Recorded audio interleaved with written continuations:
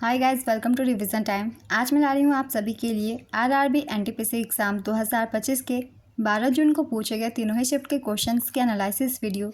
इस वीडियो में आप अपने बहुत कम समय में तीनों ही शिफ्ट के पूछे गए क्वेश्चंस की रिवीजन कर सकते हैं। तो जिनके एग्ज़ाम अभी नहीं हुए हैं वो अपने बहुत कम समय में तैयारी जारी रख सकते हैं। तो चलिए वीडियो को स्टार्ट करते हैं।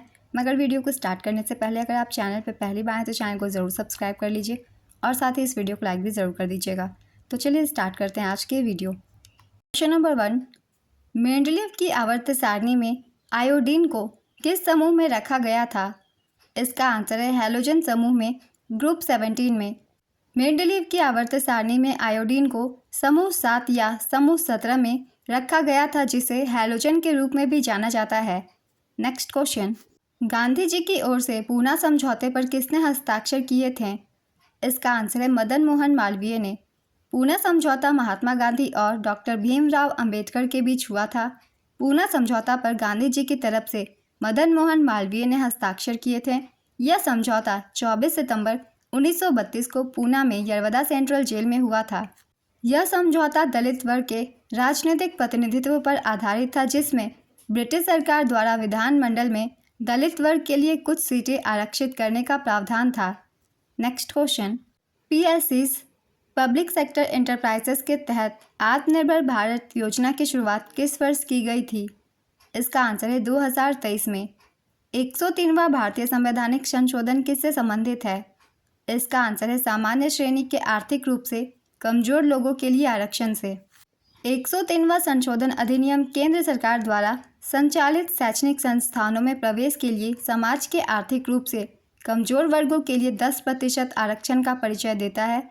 वर्ष 2019 के 103वें संविधान संशोधन के माध्यम से भारतीय संविधान के अनुच्छेद 15 और 16 में संशोधन किया गया था।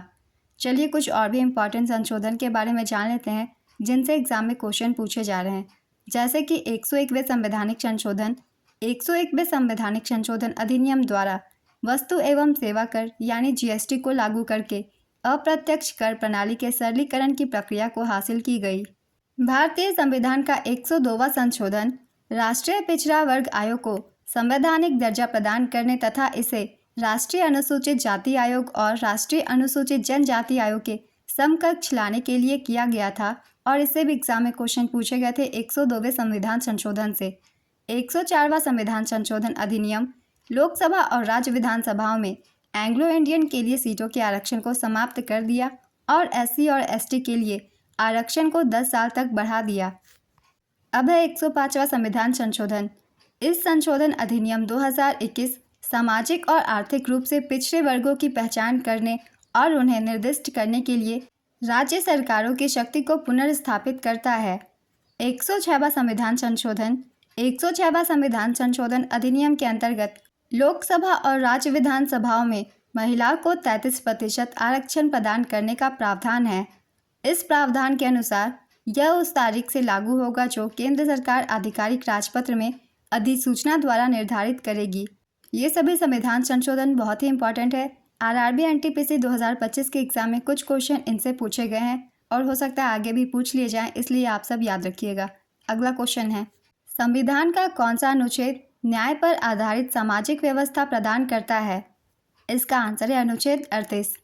अजमेर में 2.5 दिन का झोपड़ा किसने बनवाया था? इसका आंसर है कुतुबुद्दीन ऐबक ने। 2.5 दिन का झोपड़ा जो अजमेर में स्थित है का निर्माण दिल्ली के सुल्तान कुतुबुद्दीन ऐबक ने 1199 ईस्वी में करवाया था। 2.5 दिन का झोपड़ा एक मस्जिद है जिसे दिल्ली के सुल्तान कुतुबुद्दीन ऐबक ने बनवाया था। यह पहले एक संस्कृत विद्यालय के रूप में जाना जाता था, जिसका निर्माण चौहान शासक विग्रहराज चतुर्थ बिसलदेव जिन्हें कहा जाता था ने करवाया था।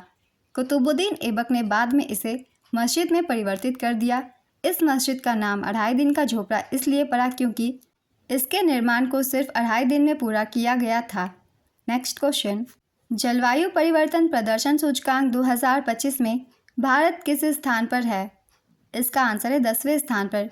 जलवायु परिवर्तन प्रदर्शन सूचकांक 2025 में शीर्ष 3 स्थानों पर कोई भी देश नहीं है। चौथे स्थान पर डेनमार्क है, 5वें स्थान पर नीदरलैंड, 6ठे स्थान पर यूनाइटेड किंगडम। भारत की रैंक है 10वीं। सबसे निचले स्थान पर ईरान है, इसकी रैंक 67वीं है। इस रिपोर्ट की जारी करता है German watch. New climate institute और क्लाइमेट एक्शन नेटवर्क इंटरनेशनल। जलवायु परिवर्तन प्रदर्शन सूचकांक से पहले भी एग्जाम में क्वेश्चन पूछे गए हैं, आगे भी पूछे जाए, इसलिए इन सभी पॉइंट्स को याद रखिएगा। कुछ और भी इम्पॉर्टेंट इंडेक्स है जिससे एग्जाम में क्वेश्चन पूछे जाते हैं, उनकी भी एक बार रिवीजन कर लेंगे। जैसे कि हेनले पासपोर्ट इंडेक्स 2025। इस इंडेक्स में भारत का स्थान है 85वां। भारत के वीज़ा को 57 देशों में वीज़ा मुक्त गंतव्य प्राप्त है। प्रथम स्थान पे इस सूचकांक में है सिंगापुर, इसे 195 देशों में वीज़ा मुक्त गंतव्य प्राप्त है। दूसरे स्थान पे जापान, तीसरे स्थान पे France, Germany, Italy, Spain, Finland और दक्षिण कोरिया साथ में है। इस रिपोर्ट की जारी करता है Henley and Partners firm, United Kingdom. अब है global fire power index 2025। Bharat की रैंक है 4th। भारत का स्कोर है 0.1184। प्रथम स्थान पे है संयुक्त राज्य अमेरिका। इस रिपोर्ट की जारी करता है globalfire.com वेबसाइट। भ्रष्टाचार धारणा सूचकांक 2024। भारत की रैंक है 96वीं। भारत का स्कोर है 38।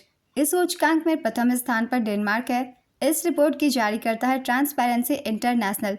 भारत के पड़ोसी देशों की रैंक है चीन की 76वीं, पाकिस्तान 135वीं, श्रीलंका 121वीं, बांग्लादेश 149वीं। Global terrorism index 2025। इस सूचकांक में भारत का स्थान है 14वां। पहले स्थान पे है बुर्किना फासो, दूसरे स्थान पे पाकिस्तान। इस रिपोर्ट की जारी करता है Institute for Economics and Peace. विश्व प्रसन्नता सूचकांक 2025। इस सूचकांक में भारत की रैंक है 118वीं। भारत का स्कोर है 4.389।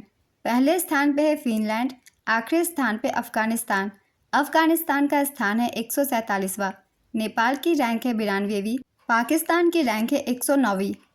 इस रिपोर्ट की जारी करता है Gallup, the Oxford wellbeing research centre और UN sustainable development solution network. अब देख लेते हैं विश्व प्रेस स्वतंत्रता सूचकांक 2025।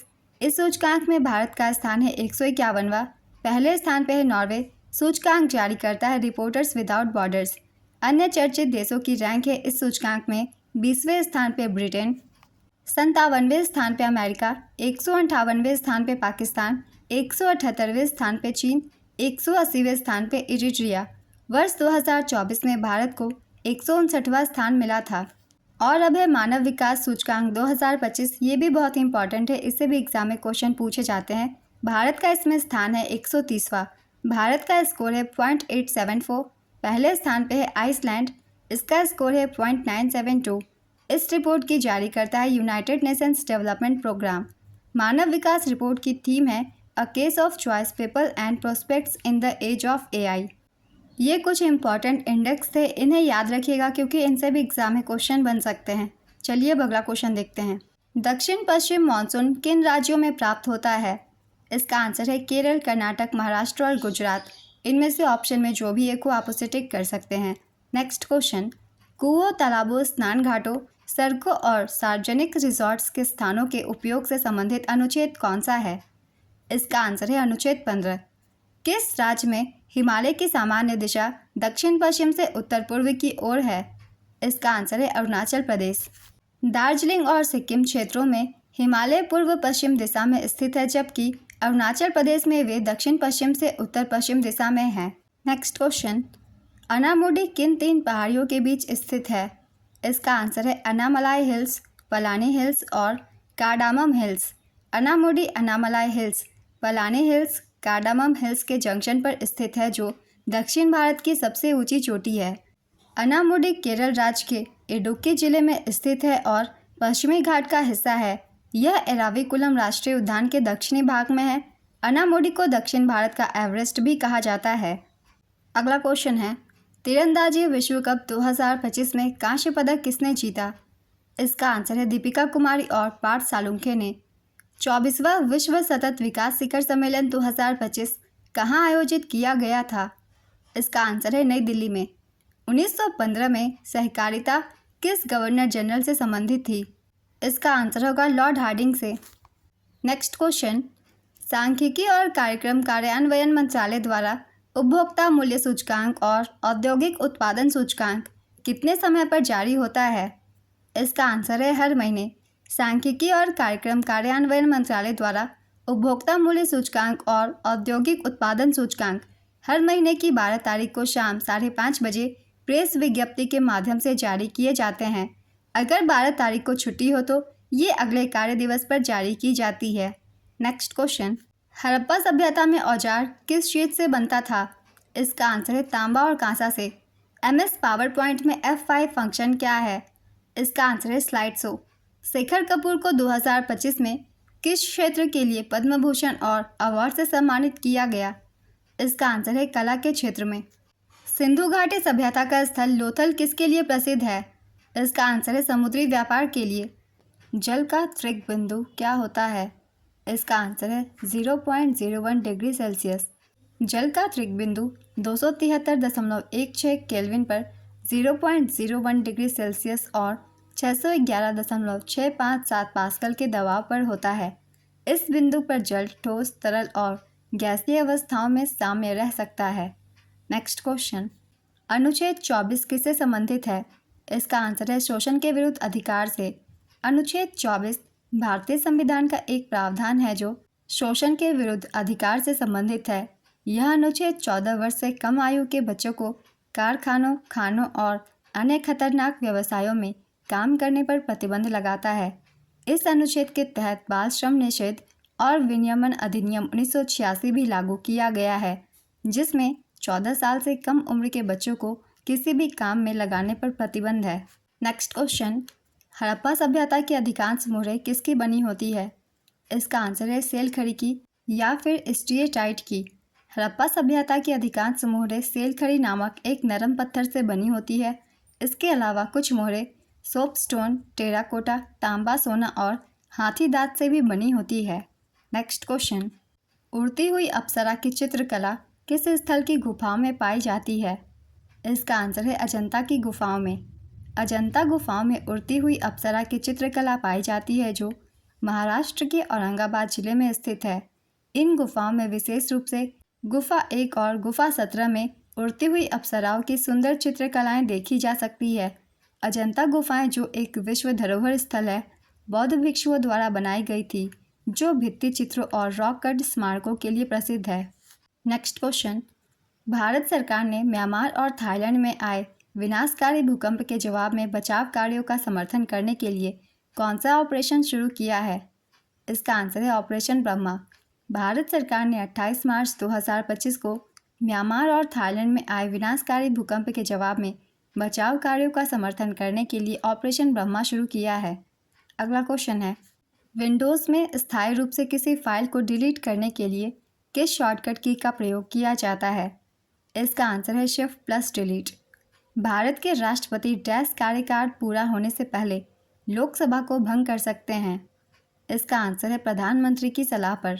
नेक्स्ट क्वेश्चन, भारत का सबसे पश्चिमी गांव कौन सा है? इसका आंसर है माना गांव। भारत का सबसे पश्चिमी गांव माना गांव है जो उत्तराखंड के चमोली जिले में स्थित है। यह भारत चीन सीमा के पास बसा हुआ है और इसे भारत का पहला गांव भी कहा जाता है।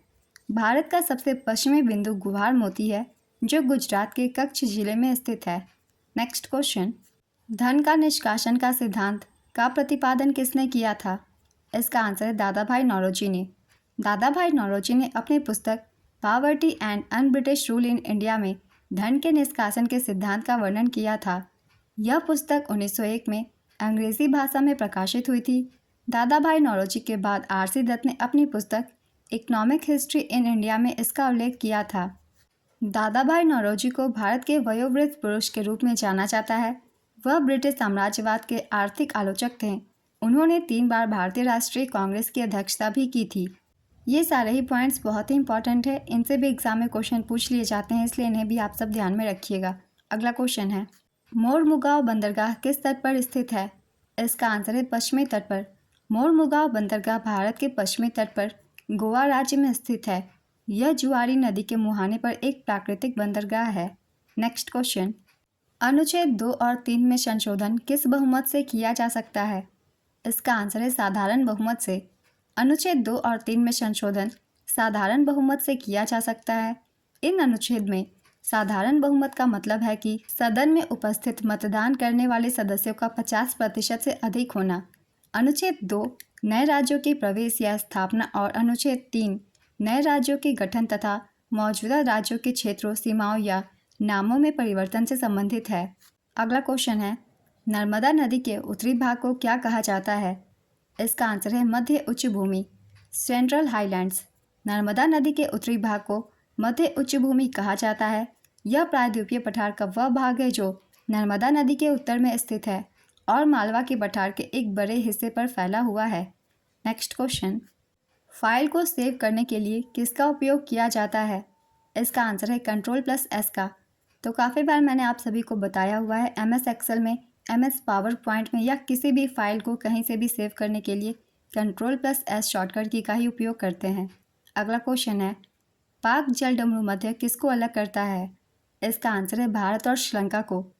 इस तरीके के क्वेश्चन एग्जाम में पहले भी पूछे गए हैं और मैंने एक्स्ट्रा फैक्ट्स में आप सभी को बताया हुआ है। पाक देख के आप समझ मत लीजिएगा कि ये भारत और पाकिस्तान को अलग करता है। पाक जलडमरू मध्य भारत और श्रीलंका को अलग करता है। यह जलडमरू मध्य भारत के तमिलनाडु राज्य और श्रीलंका के उत्तरी प्रांत के जाफना जिले के बीच स्थित है। यह बंगाल की खाड़ी को पाक की खाड़ी से जोड़ता है। अगला क्वेश्चन है, त्रिमूर्ति मंदिर किस गुफा में स्थित है? इसका आंसर है एलिफेंटा की गुफाओं में। 2025 में G7 की अध्यक्षता किस देश ने संभाली है? इसका आंसर है कनाडा ने। विश्व आर्थिक मंच की वार्षिक बैठक कहाँ हुई थी? इसका आंसर है स्विट्जरलैंड। ब्रिटिश शासन में भारतीयों के लिए अंतिम उच्च न्यायालय कौन सा था?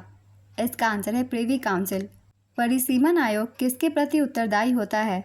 इसका आंसर है किसी के भी नहीं। परिसीमन आयोग किसी के प्रति उत्तरदायी नहीं होता। यह एक स्वायत्त निकाय होता है। अब तक 4 बार परिसीमन आयोग का गठन किया जा चुका है। अगला क्वेश्चन है, एक धर्म एक ईश्वर का नारा किसने दिया था? इसका आंसर है श्री नारायण गुरु ने। माइक्रोसॉफ्ट का स्टार्ट मेन्यू पहली बार किस विंडोज़ के साथ सामने आया था? इसका आंसर है विंडोज़ 95। नीति आयोग द्वारा 2013-14 से 2023-24 तक भारत का गरीबी कितना कम हुआ है? इसका आंसर है 17.89%। अगला क्वेश्चन है, दिल्ली विधानसभा चुनाव में केजरीवाल के खिलाफ कौन थे और कितना सीट आम आदमी पार्टी को मिला था? इसका आंसर है प्रवेश वर्मा। ये बीजेपी से थे। 22 सीट आम आदमी पार्टी को मिला था। अगला क्वेश्चन है, 23 जनवरी 2025 को पराक्रम दिवस कहाँ मनाया गया? इसका आंसर है बाराबती किला, कटक, ओडिशा में। अमन, औस तथा बोरो किस फसल से संबंधित है? इसका आंसर है चावल। अमन, औस और बोरो चावल की 3 किस्में हैं। असम, पश्चिम बंगाल और ओडिशा जैसे राज्यों में एक वर्ष में धान की 3 फसलें उगाई जाती है। उन्हीं का नाम है अमन, औस और बोरो। अगला क्वेश्चन है, पर्वत शिरोमणि भगत सिंह कोश्यारी पुस्तक के लेखक कौन है? इसका आंसर है पत्रकार मदन मोहन सती। मौर्य साम्राज्य के किस राजा ने अपने पुत्र को बौद्ध धर्म के प्रचार करने के लिए श्रीलंका भेजा था? इसका आंसर है सम्राट अशोक ने। मौर्य साम्राज्य के सम्राट अशोक ने अपने पुत्र महेंद्र और पुत्री संघमित्रा को बौद्ध धर्म का प्रचार करने के लिए श्रीलंका भेजा था। अगला क्वेश्चन है, लूनी नदी का उद्गम अजमेर जिले के नाग पहाड़ के पश्चिमी ढलानों से होता है, जहां इसे शुरुआत में किस नाम से जाना जाता है? इसका आंसर है सागरमती। लूनी नदी का उद्गम राजस्थान के अजमेर जिले के नाग पहाड़ या नागा पहाड़ियों से होता है। यह अरावली पर्वतमाला की पुष्कर घाटी से निकलती है। यह गुजरात के कच्छ के रण की दलदली भूमि में समाप्त होती है। राजस्थान की लूनी नदी एक अल्पकालिक नदी का उदाहरण है। लूनी नदी को पहले सागरमती के नाम से जाना जाता था। लूनी नदी को इसकी अत्यधिक लवणता के कारण लवनावरी भी कहा जाता है। जोवाई, सुक्री और जोजरी नदियाँ लूनी नदी की मुख्य सहायक नदियाँ हैं। इन सभी पॉइंट्स को आप सब याद रखिएगा क्योंकि लूनी नदी से पहले भी एग्जाम में क्वेश्चन पूछे गए हैं। चलिए अब दूसरे क्वेश्चन को देखते हैं। 2025 में UNFCCC COP30 की मेज़बानी कौन सा देश करेगा? इसका आंसर है ब्राज़ील। COP30 का आयोजन 10 से 21 नवंबर 2025 तक ब्राज़ील के बेलम शहर में किया जाएगा। नेक्स्ट क्वेश्चन, कच्छ और काठियावाड़ किस राज्य का कोस्टल एरिया है? इसका आंसर है गुजरात का। गुजरात में दुर्गा पूजा में कौन सा नृत्य किया जाता है? इसका आंसर है डांडिया और गरबा। मोहनजोदड़ो में किस जानवर की नक्काशी मिली है? इसका आंसर है एकल सींग वाले जानवर की, जिसे यूनिकॉर्न भी कहा जाता है। मोहनजोदड़ो में कई जानवरों की नक्काशी मिली है, जिनमें सबसे अधिक आम एक सींग वाला जानवर यूनिकॉर्न है। इसके अलावा बैल, गेंडा, मृग आदि भी यहाँ की मुहरों और कलाकृतियों पर चित्रित किए गए हैं। नेक्स्ट क्वेश्चन, राष्ट्रीय मतदाता दिवस 2025 की थीम क्या थी? इसका आंसर है वोट कुछ नहीं, वोट ज़रूर डालेंगे हम। 25 जनवरी 1950 को भारत के गणतंत्र बनने से एक दिन पहले ECI election commission of India की स्थापना की स्मृति में वर्ष 2011 से यह दिवस 25 जनवरी को मनाया जाता है। 15वां राष्ट्रीय मतदाता दिवस 25 जनवरी 2025 को मनाया गया, जो भारत निर्वाचन आयोग के 75 वर्ष पूरे होने का प्रतीक है। नेक्स्ट क्वेश्चन, टेक्स्ट बुक में एंटर की प्रेस करने से क्या होता है? इसका आंसर है कर्सर को अगली लाइन पर ले जाना और किसी भी इनपुट को सबमिट करना। किसी विद्युत परिपथ में परिपथ के प्रतिरोध को परिवर्तित करने के लिए किस युक्ति का उपयोग किया जाता है? इसका आंसर है रियोस्टेट या परिवर्ती प्रतिरोधक का। अगला क्वेश्चन है, अनुच्छेद 188 किससे संबंधित है? इसका आंसर है राज्य की विधानसभा या विधान परिषद के सदस्यों की शपथ या प्रतिज्ञान से संबंधित है। नेक्स्ट क्वेश्चन, इनमें से संगम साहित्य के 8 संकलनों में कौन सा नहीं है? इसका आंसर है तोलकाप्पियम। तोलकाप्पियम तमिल व्याकरण पर एक पुस्तक है। संगम साहित्य के 8 संकलन हैं, जिनमें ये ग्रंथ शामिल है: एंकुरुनुरु, नरिनाई, अग्नानुरु, पुरानानुरु, कुरुंथोके, कलितोके, परिपादल और पदिरटु या पदित्रपत्तु।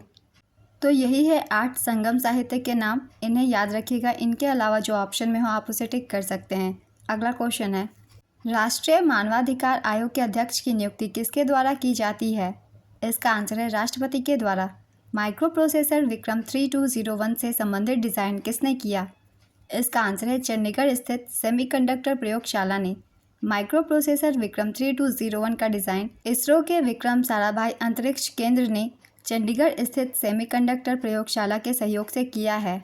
नेक्स्ट क्वेश्चन, ओशन वुओंग का कौन सा उपन्यास एक 19 वर्षीय व्यक्ति से संबंधित है जो एक बुजुर्ग महिला की देखभाल करने वाला बन गया? इसका आंसर है on earth we are briefly gorgeous. Next question, Bharat का 2025 में बेरोजगारी दर कितना रहा है? इसका आंसर है 5.1%। भारत में अप्रैल 2025 की आधिकारिक बेरोजगारी दर 15 वर्ष और उससे अधिक आयु के व्यक्तियों के लिए 5.1% रहा है। शहरी क्षेत्रों में यह दर 6.5% और ग्रामीण क्षेत्रों में 4.5% थी। कुछ दिनों ही पहले ये डाटा आई थी, मैंने करंट अफेयर्स की वीडियो में बताया था। अगर आप लोगों ने देखा होगा तो आपको इसका आंसर पता होगा। चलिए अब अगला क्वेश्चन देखते हैं। दिल्ली में 2025 पर्यावरण सम्मेलन का उद्घाटन किसने किया? इसका आंसर है राष्ट्रपति द्रौपदी मुर्मू ने। भारत में किस अवधि को स्थिर जनसंख्या वृद्धि अवधि कहा जाता है? इसका आंसर है 1921 से 1951 के बीच की अवधि को। 1951 से 1981 के बीच जनसंख्या विस्फोट की अवधि मानी जाती है। 1901 से 1921 के बीच जनसंख्या वृद्धि बहुत धीमी थी, कभी कभी नकारात्मक भी रही। 1921 में जनसंख्या घट गई थी, इसे भी याद रखिएगा। और ये क्वेश्चन एग्जाम में पहले भी पूछे गए हैं, इसलिए इन सभी पॉइंट्स को याद रखिएगा। अगला क्वेश्चन है, प्रधानमंत्री नरेंद्र मोदी मार्च 2025 में किस देश के राष्ट्रीय दिवस समारोह पर वहां की यात्रा किए? इसका आंसर है मॉरिशस। प्रधानमंत्री नरेंद्र मोदी मॉरिशस गणराज्य के 57वें राष्ट्रीय दिवस समारोह में मुख्य अतिथि के रूप में शामिल हुए। इस समारोह में प्रधानमंत्री नरेंद्र मोदी को मॉरिशस के सर्वोच्च नागरिक पुरस्कार grand commander of the order of the star and की ऑफ द इंडियन ओशन से सम्मानित किया गया। नेक्स्ट क्वेश्चन, 1602 में किस कंपनी की स्थापना की गई थी? इसका आंसर है डच ईस्ट इंडिया कंपनी की। इस कंपनी को वीरेनेडी ईस्ट इंडीज कंपनी VOC भी कहा जाता है। नेक्स्ट क्वेश्चन, भारतीय रिजर्व बैंक के निदेशक का कार्यकाल कितने वर्षों का होता है? इसका आंसर है 4 वर्षों का। नेक्स्ट क्वेश्चन, मेंडलीव की आवर्त सारणी में कौन से तत्व अनुपस्थित हैं? इसका आंसर है रेडॉन। 2025 में तीरंदाजी में पुरुष वर्ग में स्वर्ण पदक किसने जीता? इसका आंसर है अभिषेक वर्मा, ऋषभ यादव और ओजस देव ताले। इन तीनों ने ही 2025 के तीरंदाजी पुरुष वर्ग में स्वर्ण पदक जीते थे। अगला क्वेश्चन है, भारत सरकार का विनिमय निवेश कौन नियंत्रित करता है? इसका आंसर है भारतीय रिजर्व बैंक। नेक्स्ट क्वेश्चन, 1857 के विद्रोह में संबलपुर से किसने नेतृत्व किया था? इसका आंसर है वीर सुरेंद्र साय ने। इससे पहले कि अगर आप लोगों ने एनालिसिस वीडियो देखी होगी, मैंने एक्स्ट्रा फैक्ट्स में बताया था किस किस स्थान से किन नेताओं ने नेतृत्व किया है 1857 की क्रांति में? तो चलिए अब दूसरे क्वेश्चन को देखते हैं। भारत का पहला न्यायालय किस अधिनियम से आया था? इसका आंसर है रेगुलेटिंग एक्ट 1773 से। रेगुलेटिंग एक्ट से बहुत सारे एग्जाम में क्वेश्चन पूछे जा रहे हैं, इसलिए इसके बारे में आप सब अच्छे से पढ़ लीजिएगा। रेगुलेटिंग एक्ट 1773 पहला संसदीय अनुसमर्थन और प्राधिकरण था जो ईस्ट इंडिया कंपनी की भारतीय संपत्ति के संबंध में शक्ति और अधिकार को परिभाषित करता था। रेगुलेटिंग एक्ट 1773 के पारित होने के बाद बंगाल के गवर्नर का पद बंगाल के गवर्नर जनरल में बदल दिया गया। बंगाल का पहला गवर्नर जनरल वॉरेन हेस्टिंग्स था। इस अधिनियम के माध्यम से बॉम्बे और मद्रास के गवर्नर जनरल ने बंगाल के गवर्नर जनरल के अधीन काम किया। आज की ये वीडियो कंप्लीट होती है। अगर आप सभी को ये वीडियो हेल्पफुल लग रही है तो वीडियो को लाइक ज़रूर कर दीजिएगा और इस तरीके की एनालिसिस वीडियो के लिए चैनल को भी ज़रूर सब्सक्राइब कर लीजिए। तो फिर मिलते हैं अगली वीडियो के साथ। आप सभी को आने वाले एग्जाम्स के लिए ऑल द बेस्ट।